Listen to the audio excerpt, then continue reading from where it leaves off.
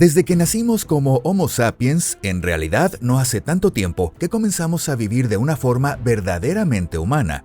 Cosas como viajar en auto, volar en avión o usar internet y lavadoras son, en el gran esquema del tiempo, acontecimientos muy recientes.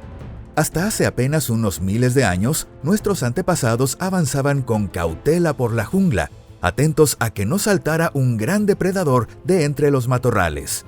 Y cuando ese cazador realmente aparecía, la mayoría de las veces marcaba el último instante de sus vidas. Especialmente si ese depredador era un tigre. Hola a todos. Ahora bien, ¿qué pasaría si hoy, en pleno bosque moderno, un humano se encuentra cara a cara con un tigre? Y si ese tigre no lo ve como una amenaza, sino, lo más probable, como una presa fácil de cazar. Por supuesto, no tenemos manera de saber lo que pasa por la mente de este enorme felino justo antes de lanzarse al ataque. Pero lo que sí sabemos, porque ocurrió muchas veces en la India entre los siglos XIX y XX, es que ese salto, tristemente, suele ser el último instante en la vida de la víctima. Y fue precisamente en la India donde ocurrió un hecho inolvidable, símbolo del trágico conflicto entre la naturaleza y el ser humano. Se manifestó bajo una forma muy clara, la aparición de un tigre devorador de hombres. Bienvenidos a Pangea. ¡Comencemos!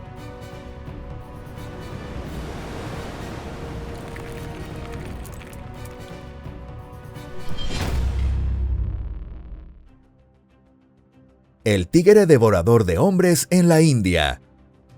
Existen numerosos libros y películas basadas en tigres devoradores de hombres, y la mayoría de ellos se inspiran en testimonios de cazadores y pobladores locales, en registros, reportes de prensa y relatos de primera mano. Y tiene todo el sentido. Hay pruebas muy sólidas de que los tigres devoradores de hombres han cobrado la vida de varios miles de personas. Entre todos los casos, probablemente el más famoso sea el de la tigresa de Champawat. Pero no es el único. Hubo muchos otros tigres devoradores que también se hicieron conocidos. Por ejemplo, el llamado Gran Terror fue un tigre que durante mucho tiempo atacó sin tregua a los habitantes de un pequeño poblado llamado Changanala en el norte de la India, cerca de la frontera con Nepal.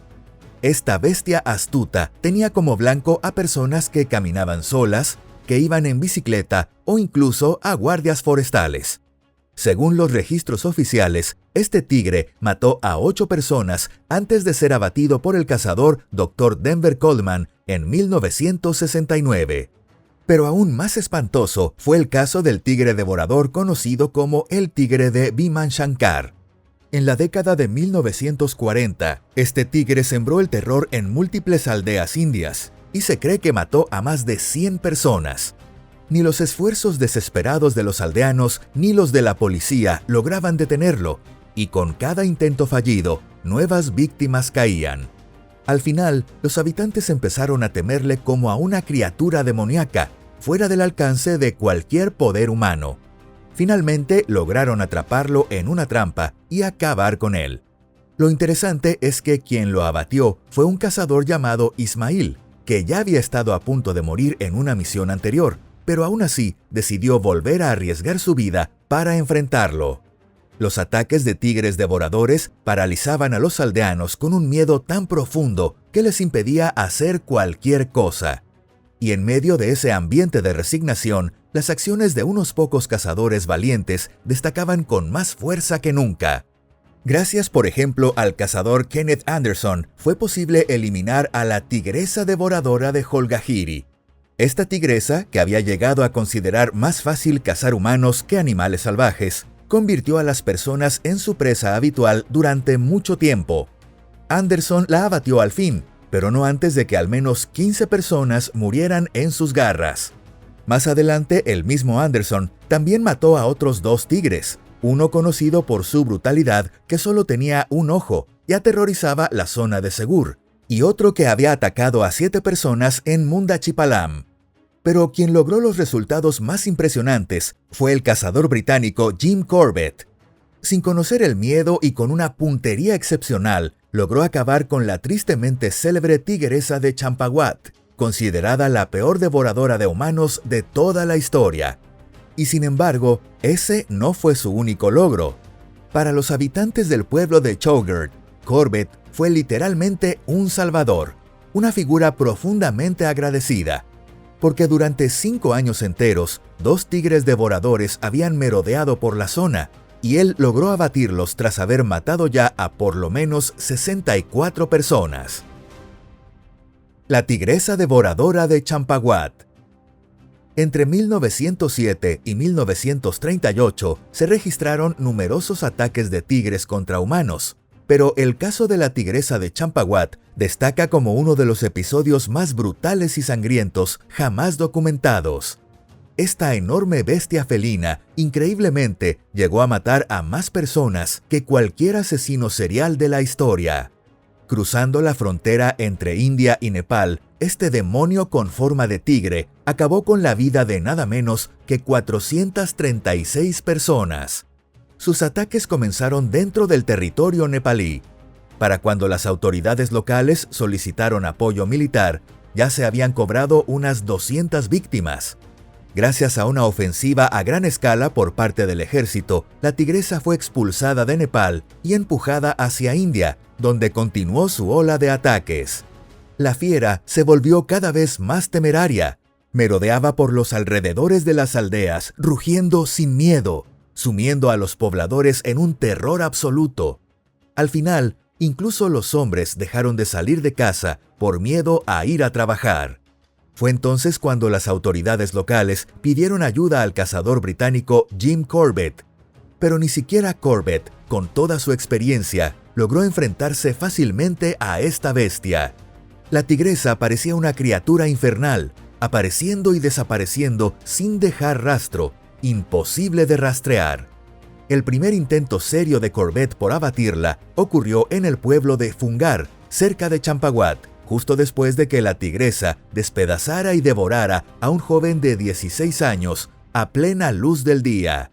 Aunque contó con la total cooperación de la administración local para seguirle la pista, Corbett estuvo a punto de convertirse en su próxima víctima.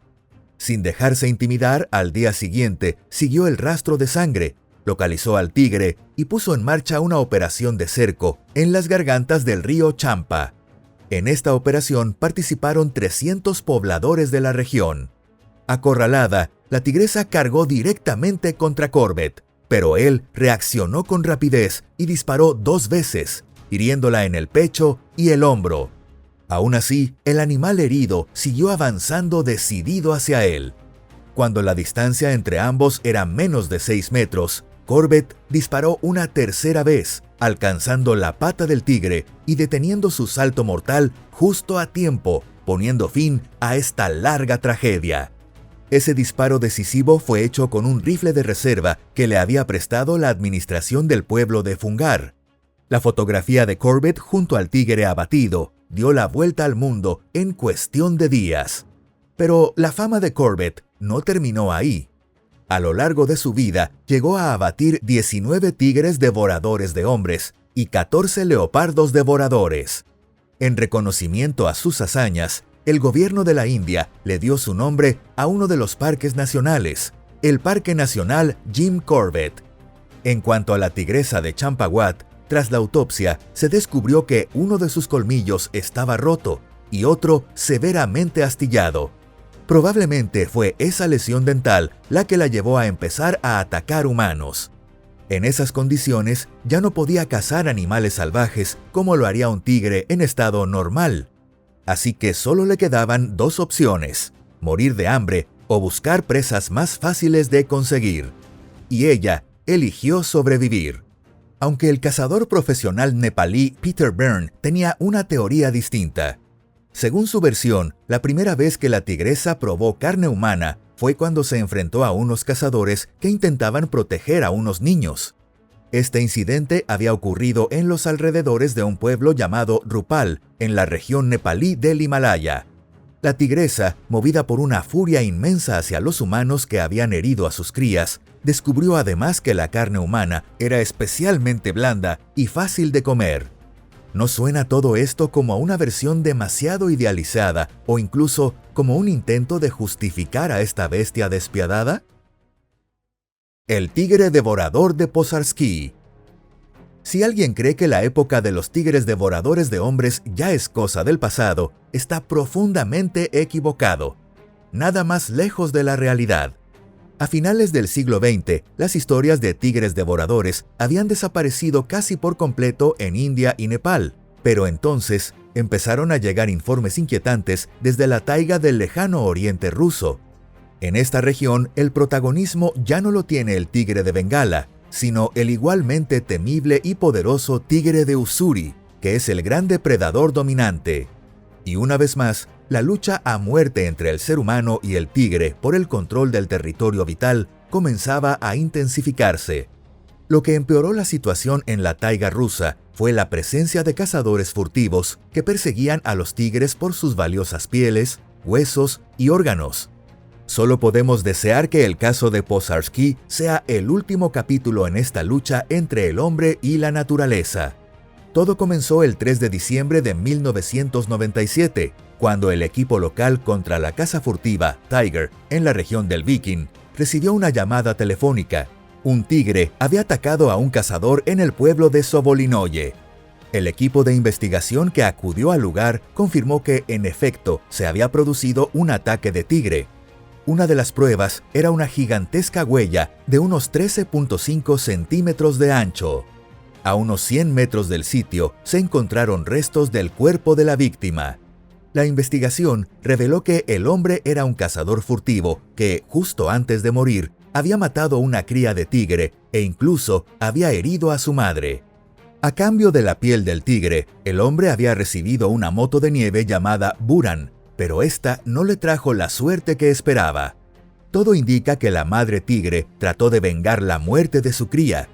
En el mundo animal, los actos de venganza no son tan raros, y en el caso de los tigres, esta tendencia es aún más evidente. Además, en este caso particular, el ataque también podría haber sido una forma de proteger su territorio, vital para la caza y la reproducción. Sin embargo, esta hipótesis fue descartada más adelante, porque aunque una tigresa sea muy grande, nunca deja huellas de más de 10 centímetros, y aquí medían 13.5.